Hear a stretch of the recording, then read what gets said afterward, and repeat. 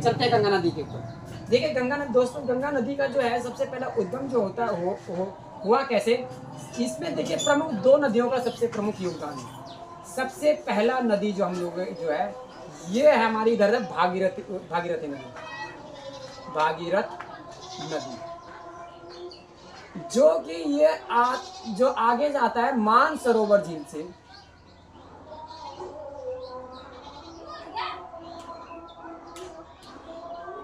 ठीक है, मानसरोवर झील से इसका उद्गम हुआ।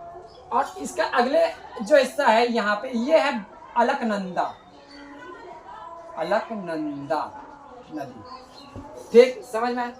अब ये दोनों नदियां जो है उत्तराखंड के जो है, उत्तराखंड के केदारनाथ की तरफ, जो केदारनाथ बद्रीनाथ की तरफ जो जाते हो वहां पे एक स्थान है जिसे कहते हैं गंगोत्री। जिस जगह पे ये दोनों नदियां आपस में मिलती है, बीच में देखिए पहाड़ है, ये पहाड़ के जो है दोनों साइड जो है, ठीक है, ये पहाड़ के दोनों साइड से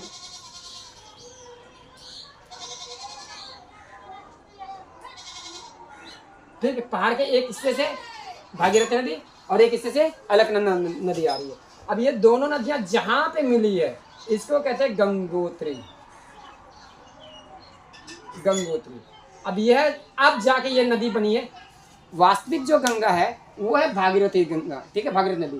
तो महाराज भगीरथ थे, श्री राम जी के वंशज, आपको पता है श्री राम जी के वंशज में ही भगीरथ, उन्होंने जो है काफी घोर तपस्या करने के उपरांत जो है महादेव जी को प्रसन्न किए, ब्रह्मा जी को प्रसन्न किए, विष्णु जी तक को प्रसन्न, सबको प्रसन्न करने के उपरांत जो है आखिरकार महादेव जी की सहायता, जैसे महादेव शिव शंकर भोलेनाथ जिसे कहते हैं, तो उनके माध्यम से हमने गंगा को अवतरित करते हैं भगीरथ के द्वारा। इसीलिए इस नदी का हम कहते हैं भगीरथ, जो गंगा नदी का क्या नाम है, भगीरथ। तो इसीलिए हम यहाँ पे भगीरथ नदी के नाम से ही जानते हैं। और इसके बाद जब दोनों नदी अलकनंदा भगीरथ दोनों मिल गया तो यहाँ पे इसके बाद क्या बन गया, गंगा,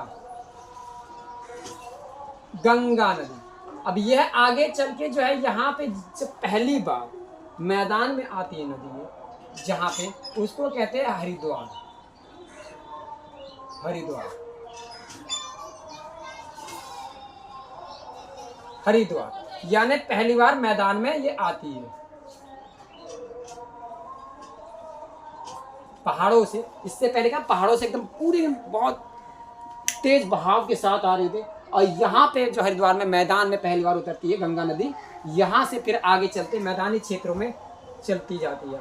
और इसके बाद जो प्रमुख जो इसका जो शहर जो है इसके बाद ये आता है कानपुर।